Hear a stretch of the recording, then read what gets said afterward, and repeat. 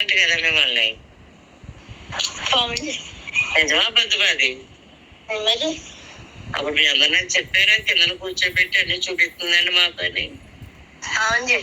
చీర సరిగ్గా వేసుకోదండి లోపల అంతా చూపిస్తుందండి అని చెప్పారా చెప్పలేదా? ముప్పై అందరినీ కింద కూర్చోబెట్టడం పెట్టే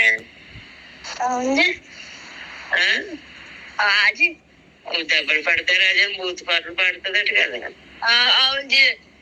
చట్టాలంటే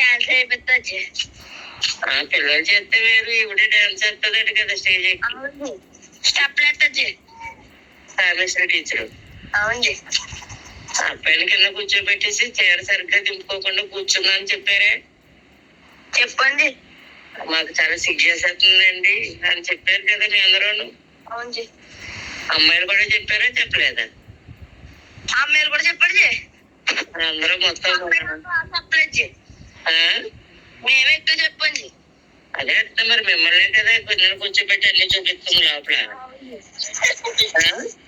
ఆ చీర లోపల అన్ని చూపించేస్తుందండి మాకు సిగ్గేస్తుందండి అని చెప్పారా చెప్పలేదా? అవన్నీ అబద్ధాలు అంటుందిరా.